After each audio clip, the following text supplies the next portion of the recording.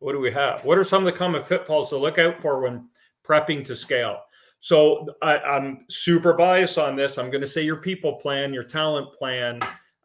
If you have, and we'll make this really simple, if your leadership team capacity is, if you're struggling to do $10 million, so if your capacity of your team is $10 million and $10 million feels hard and you're forecasting to do 20% growth, 12 million, the constraint in that business is, in my world, will be your people.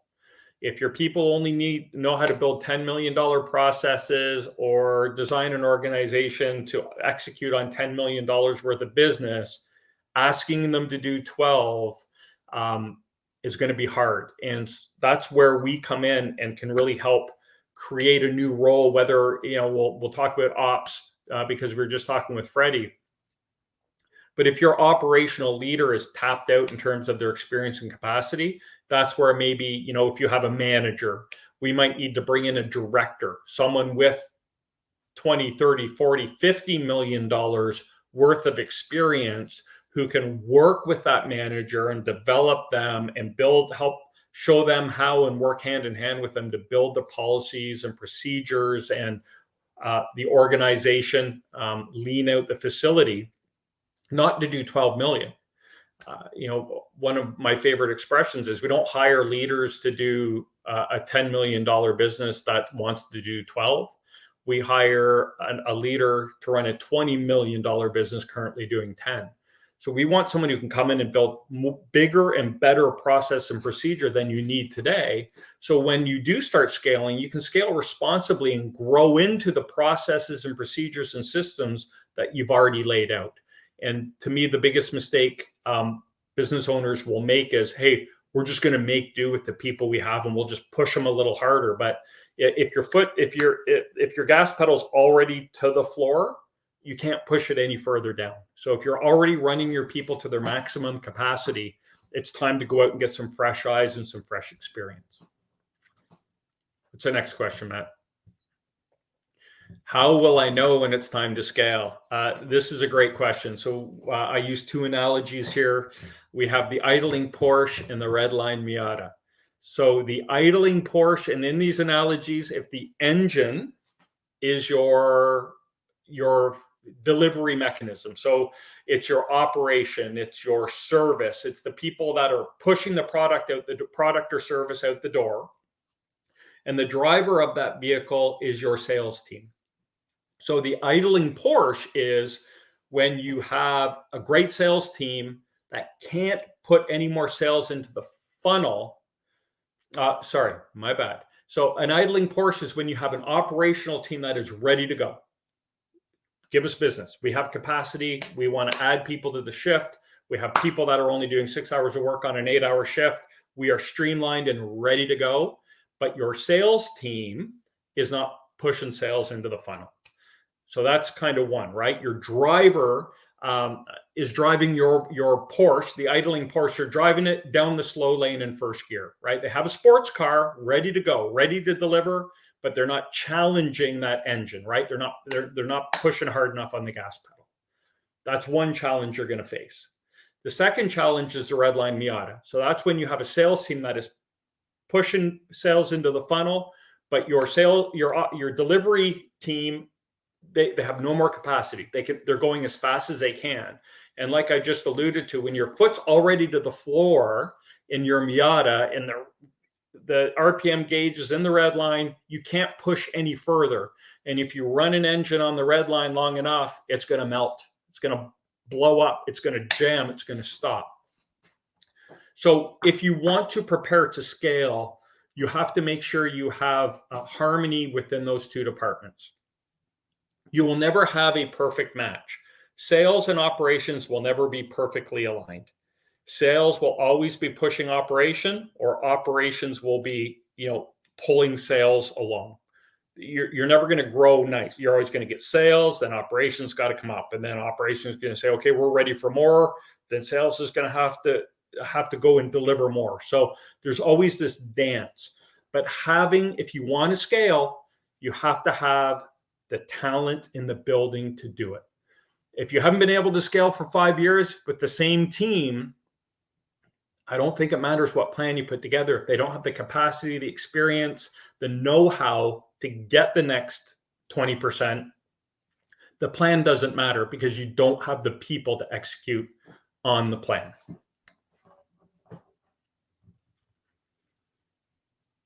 It's our last one here. What should I scale first, sales or production? So there you go. We will go back to our car analogy. It depends where the need is.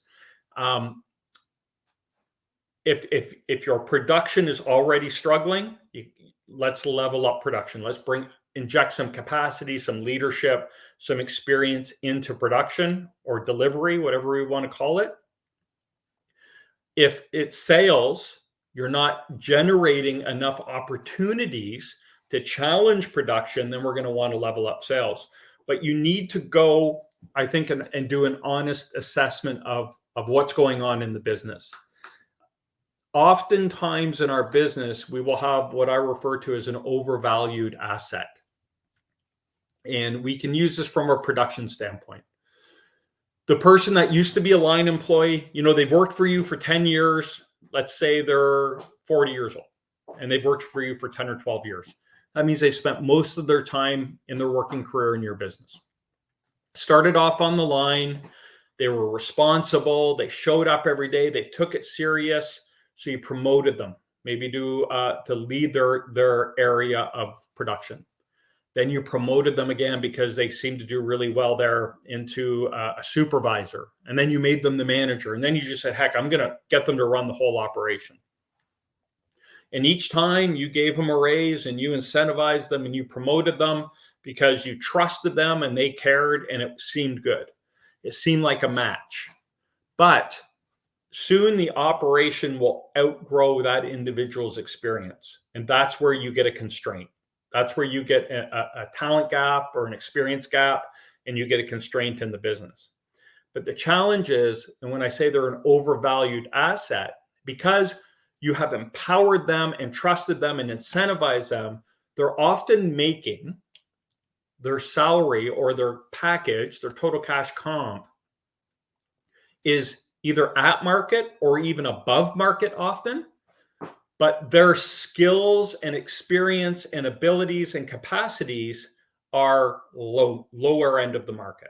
So I often say you might have a $90,000 employee that's been with you for 12 years, but on the open market, if they were to go out and get a job with another company, no other company is going to value them as highly as you do. And you might be paying them 90, but they might only be worth 70 on the market if they were to go somewhere else. And that's what I mean by an overvalued asset. So that's where we need to honestly look at people or bring in people like Key Hire to look at your people and say, here's a constraint that you should consider. And a way that we can overcome that constraint is by bringing in and starting to build out your organizational chart for growth, so we can coach and mentor and give that person the experience and support they need to stay on with your business, but also grow and be successful with your business. So I don't know if I answered that fully, but always be on the lookout for overvalued assets within your business. And it's not a bad thing. I want to be really clear about this. It's the way you grow a small business in the beginning, right? You hire your in-laws, you hire your neighbor, you hire your friends of your neighbors, you pay them, everyone does a bunch of jobs. And then the next phase, you got this really good, conscientious, reliable person that you trust. So you give them more responsibility because they show up every day and they give a shit. And then eventually, if everyone does what they're supposed to do, the business gains traction and it grows. And ultimately, it will outgrow the revenue or volume of business will become greater than the capacity and the ability of the people in that business.